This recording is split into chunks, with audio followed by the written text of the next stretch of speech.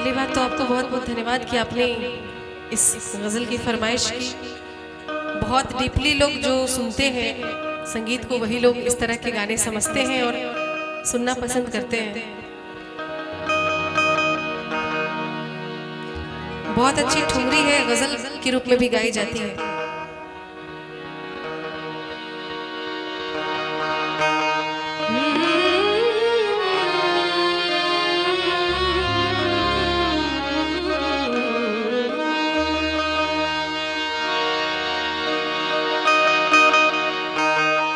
हमरी अटरिया पे आजा रे सवरिया,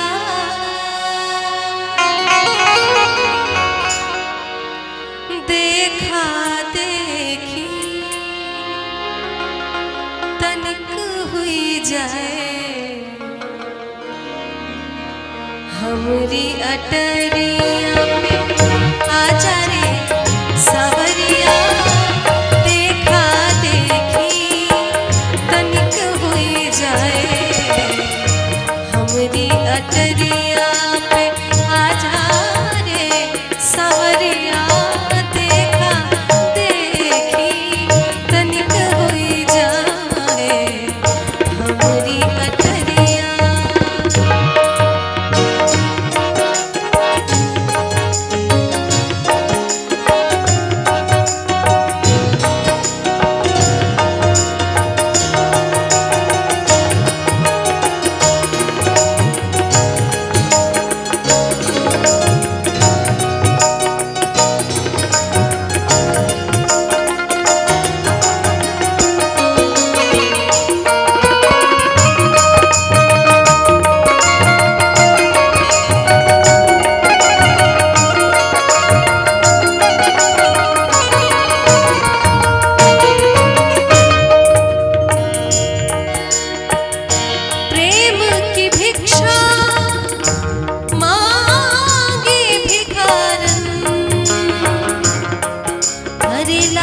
हमारी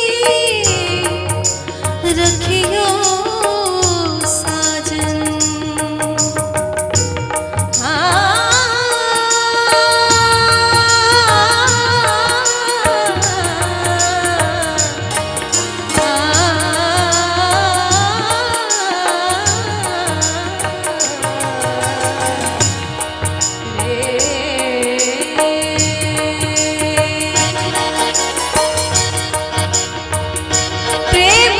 भिक्षा मांगे भिखारन, लाज हमारी रखियो साजन।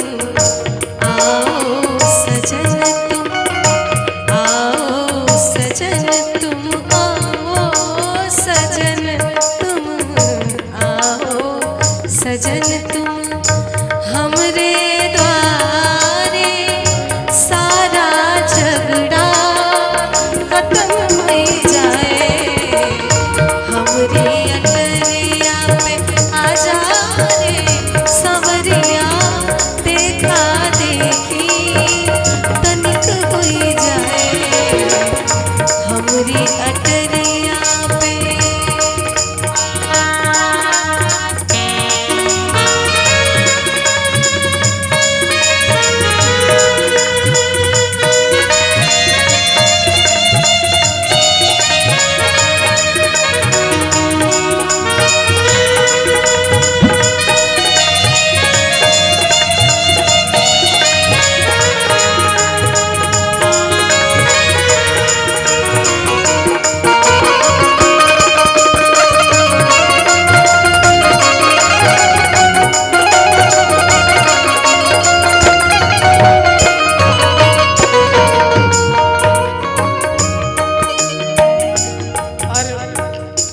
चंदन भाई ने वेस्टर्न म्यूजिक, हालांकि ये सेमी क्लासिकल है लेकिन उसमें वेस्टर्न म्यूजिक छेड़ दिया। तो आइए इसका नया रिमिक्स, इसका नया वर्जन बना, उसका अंतरा एक सुनाती हूँ।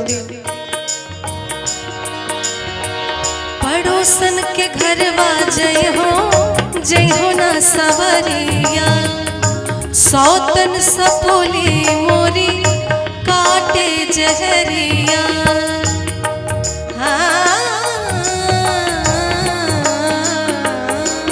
सवरिया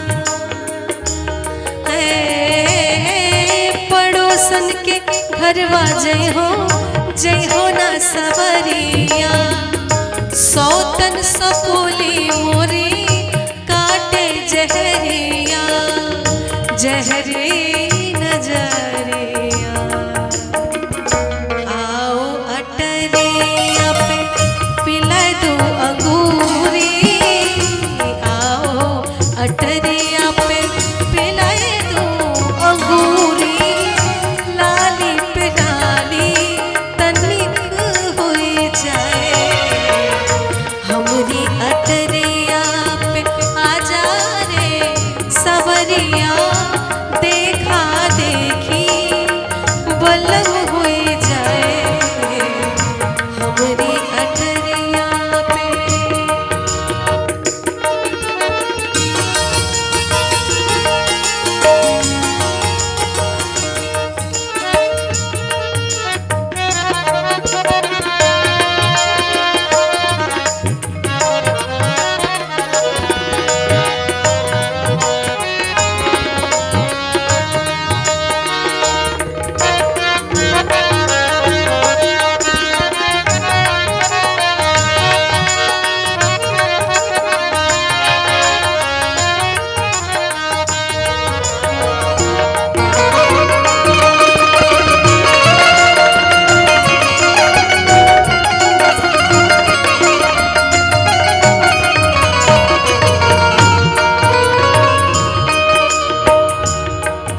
ठुमरी की सबसे लास्ट वाली जो ये अंतरा जो मैं सुना रही हूँ आपको, ये मेरा फेवरेट है।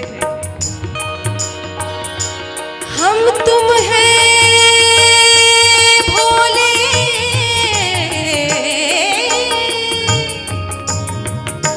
हम तुम हैं भोले, अरे जग है जुल्मी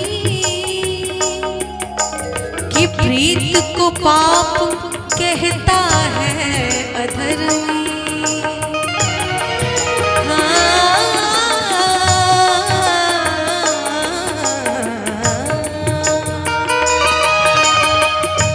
आओ सजन तुम,